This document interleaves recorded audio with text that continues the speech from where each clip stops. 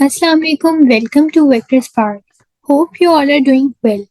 आज हम स्टार्ट कर रहे हैं दोबारा से अपने लेक्चर की सीरीज, जिसमें हमने स्टार्ट किया हुआ है रोटेशनल एंड सर्कुलर मोशन। सबसे पहले आज हम डिस्कस करेंगे मोमेंट ऑफ इनर्शिया। हमारा जो पहला टॉपिक है उसमें है मोमेंट ऑफ इनर्शिया। तो उसको डिस्कस करने से पहले हम देखेंगे कि हमारे पास इनर्शिया क्या होता है।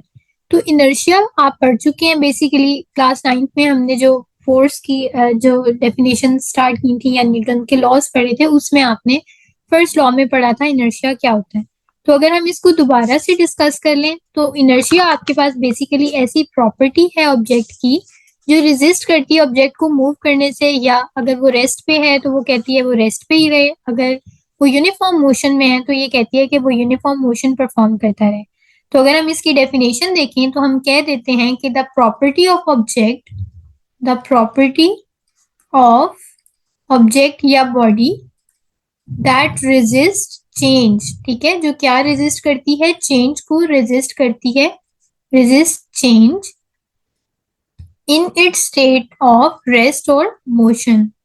या ये कहती है कि ऑब्जेक्ट जो है वो रेस्ट पे ही रहे, in its state of rest और यूनिफॉर्म मोशन बेसिकली, ठीक है। या वो कहती है कि अगर वो रेस्ट पे है तो रेस्ट पे ही रहे ऑब्जेक्ट, और यूनिफॉर्म मोशन परफॉर्म कर रहा है तो हम कहते हैं कि आपके पास ऑब्जेक्ट यूनिफॉर्म मोशन में ही रहे, यानी अपनी ऑब्जेक्ट की स्पीड को चेंज नहीं करे।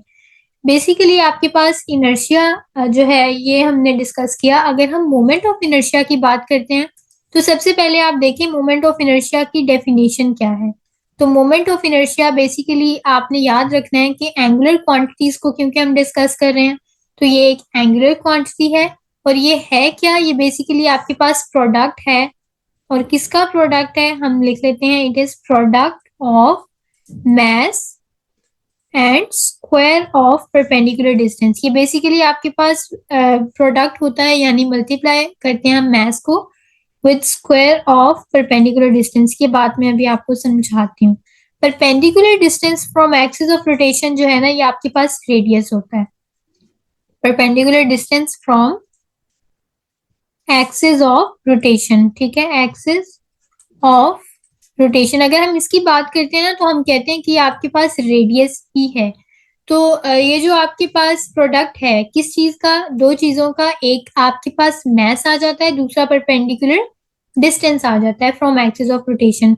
यहां से अगर मैं इसको लिखती हूँ ना तो हम लिख सकते हैं कि आप इसको मल्टीप्लाई कर रहे हैं मैस को विद स्क्वायर ऑफ किसका स्क्वायर, रेडियस का स्क्वायर, क्योंकि ये जो परपेंडिकुलर डिस्टेंस है ना फ्रॉम एक्सिस ऑफ रोटेशन ये आपके पास रेडियस ही होता है।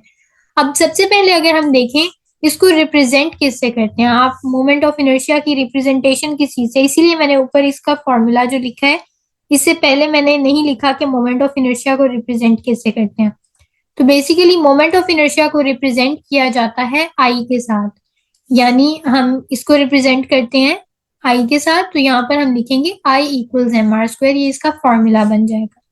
यहाँ से अगर आप देखें आपके पास इसका यूनिट क्या आएगा, तो अगर हम इनके यूनिट्स की बात करते हैं तो इसका यूनिट यहीं पे अगर मैं लिख दूं तो बेसिकली ये आपके पास मैस का यूनिट होता है केजी, रेडियस का यूनिट मीटर और ऊपर स्क्वायर आ जाएगा।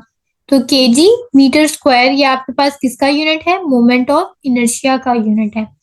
तो बेसिकली मोमेंट ऑफ इनर्शिया की इंपॉर्टेंस क्या है, अगर आपसे कोई पूछे कि मोमेंट ऑफ इनर्शिया का पर्पस क्या है या इसकी क्या इंपॉर्टेंस है, तो आपने याद रखना है कि मोमेंट ऑफ इनर्शिया क्योंकि एक एंगुलर क्वांटिटी है तो ये सेम रोल प्ले करती है जैसे कि mess in linear quantity.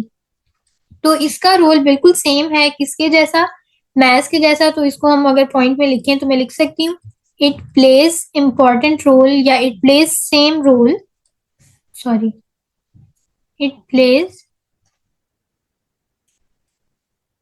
same role as mass in linear, या हम इसको इस तरह से भी लिख सकते हैं कि it plays same role in यहाँ पे लिखते हैं इन एंगुलर मोशन। बेसिकली ये एंगुलर मोशन में रोल प्ले करती है, जबकि मैस जो है ये हमारे पास कहाँ पे होता है, लीनियर मोशन में होता है। तो जो मैस का रोल है वही सेम आपके पास मोमेंट ऑफ इनर्शिया का रोल होता है, लेकिन मोमेंट ऑफ इनर्शिया को हम डिस्कस करते हैं अपने पास एंगुलर मोशन में, जबकि मैस जो होता है वो आपके पास लीनियर मोशन में होता है।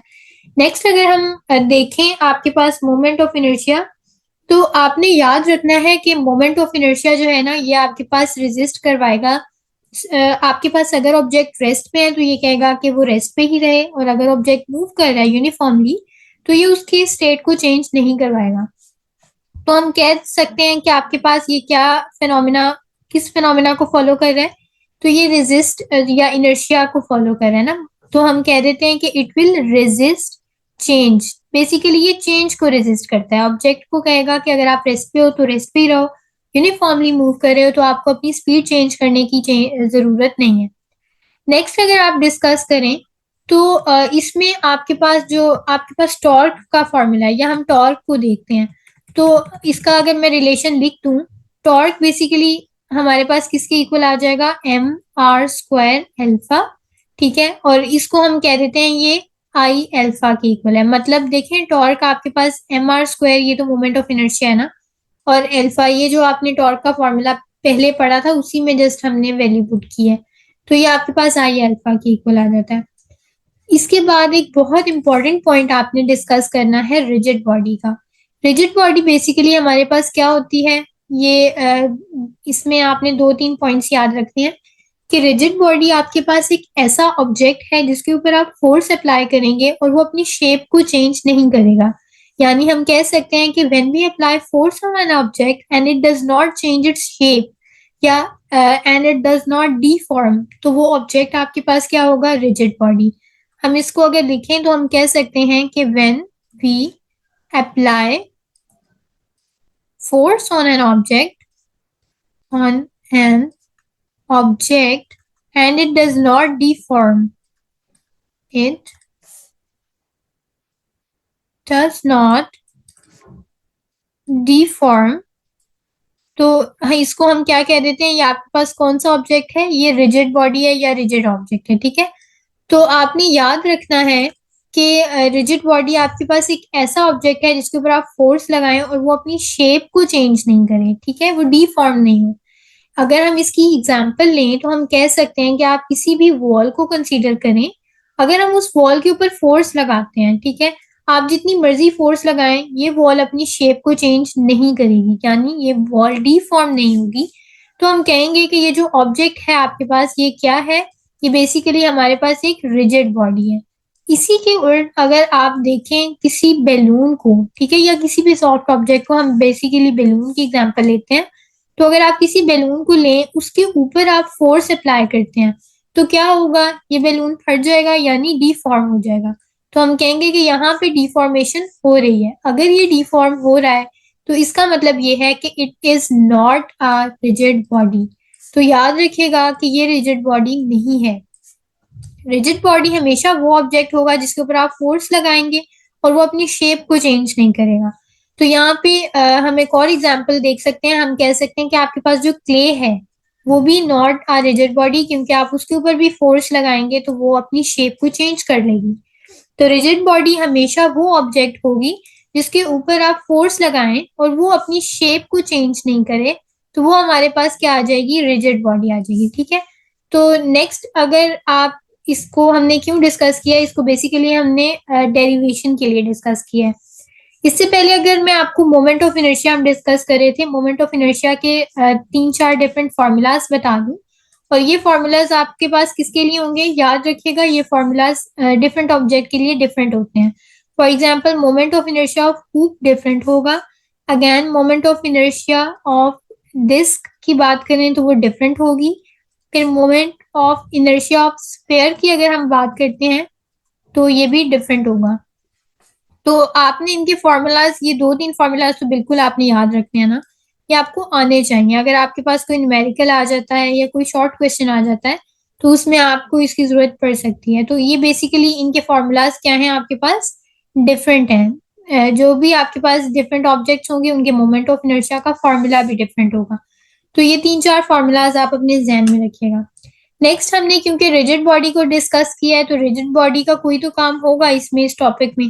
तो बेसिकली आप जब डेरिवेशन करते हैं ना, हम मोमेंट ऑफ इनर्शिया को पढ़ रहे हैं, तो मोमेंट ऑफ इनर्शिया जब हम डिस्कस करेंगे तो इसमें आपके पास जो डेरिवेशन आ जाती है फॉर रिजिड बॉडी, तो वो आपने इसके अकॉर्डिंग करनी है, डेरिवेशन फॉर रिजिड बॉडी। ठीक है, यहाँ हम moment of inertia for rigid body को डिस्कस कर रहे हैं। तो रिजिड बॉडी आपने देखा, रिजिड बॉडी आपके पास ऐसा ऑब्जेक्ट जो शेप चेंज नहीं कर रहा, तो आपने यहाँ पर रिजिड बॉडी ड्रॉ करनी है और जरूरी नहीं है कि आपने इसकी कोई भी स्पेसिफिक शेप बनानी है, आप किसी भी तरह की शेप कंसीडर कर सकते हैं। देन आपने सेंटर कंसीडर करना है, और ये भी जरूरी नहीं है कि आपने बिल्कुल ऑब्जेक्ट के सेंटर में सेंटर लेना है। ये बेसिकली आपके पास एक्सिस ऑफ रोटेशन होगा और ये किसी भी पॉइंट के इर्द गिर्द रोटेट कर सकता है। नेक्स्ट आपने मैसेज लेने हैं डिफरेंट पॉइंट्स पे। हम mess M1, M2, M3 so on लेते लेते Mn तक पहुंचेंगे। इसी तरह जब आप इसका एक्सिस ऑफ रोटेशन से डिस्टेंस लेंगे, आपको पता है इस परपेंडिकुलर डिस्टेंस को हम क्या कहते हैं, रेडियस। तो ये आपके पास R1, R2, R3, R4 so on, हम इसको Rn तक रेडियस को लेते हैं। अगर आप इसके अकॉर्डिंग इसकी डेरिवेशन अब देखें, तो देखें हम यहाँ पर कह सकते हैं कि आपके पास जो ये रिजिड बॉडी हमने ली, इसमें आपने मैसेज कंसीडर किए, आपने रेडियस देखा। अब आपको पता है मोमेंट ऑफ इनर्शिया हमने लेना है ना, तो मोमेंट ऑफ इनर्शिया टोटल किसके इक्वल आएगा, I1, I2, यानी इन सब के अलग अलग मोमेंट ऑफ इनर्शिया के सम का रिजल्ट होगा। ठीक है, जितने भी आपके पास n तक वैल्यूज हैं उनका सम। अब मोमेंट ऑफ इनर्शिया आपके पास इक्वल था mr² के, क्योंकि यहाँ पर हमने 1, 2 में इनको डिवाइड किया हुआ है, तो हम R2, M2, R2 इस तरह से लिखेंगे। तो आप सो ऑन Mn और Rn का स्क्वायर यहाँ तक वैल्यूज लिख लेंगे।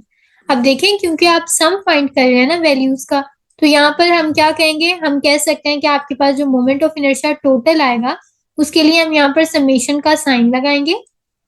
नीचे जो हम वैल्यू लिखते हैं इनिशियल, ये 1 से स्टार्ट हो रही है। देखें, पहली वैल्यू हमारे पास क्या है, 1 है, तो हम 1 से लेंगे और इसको कहाँ तक जाना है, n तक वैल्यूज को जाना है। तो यहाँ पर हम डायरेक्ट इस तरह से लिख सकते हैं mr का स्क्वायर। तो ये आपके पास क्या आ जाता है, ये आपके पास एक फाइनल फॉर्मूला बन जाता है, किसके लिए, moment of inertia for rigid object के लिए। ठीक है, तो हम कहते हैं कि आपके पास जो moment of inertia for rigid object है वो इसके अकॉर्डिंग आ रहा है। तो यहाँ पर याद रखिएगा कि ये जो डायग्राम होती है इसमें शेप जरूरी नहीं है, ये शेप आप किसी भी तरह की ले सकते हैं। तो ये था आपके पास moment of inertia for rigid body. या आपके पास मोमेंट ऑफ इनर्शिया का टॉपिक यहीं पे कंप्लीट होता है, जिसमें हमने क्या डिस्कस किया, हमने इसकी definition, formula, representation, rigid body को देखा, डिफरेंट फॉर्मूलाज देखे, एंड देन लास्टली आपने क्या देखा है, लास्टली अगर हम देखें तो इसमें हमने क्या डिस्कस किया है, रिजिड बॉडी की डेरिवेशन। अच्छा, नेक्स्ट अगर हम देखें हमारे पास टॉपिक क्या आता है, एंगुलर मोमेंटम। ये इंशाल्लाह हम नेक्स्ट क्लास में देखेंगे। तो आज की क्लास में एक छोटा सा टॉपिक आपने डिटेल से पढ़ा है, किसको, मोमेंट ऑफ इनर्शिया को। ये एक इम्पॉर्टेंट टॉपिक है, याद रखिएगा ये इम्पॉर्टेंट है, इसे शॉर्ट के लिए, MCQs के लिए प्रिपेयर कीजिएगा। और इसमें कोई भी आपको इशू होगा तो you can ask me in comment section, इंशाल्लाह I will try to answer you. अल्लाह हाफिज, see you in the next video.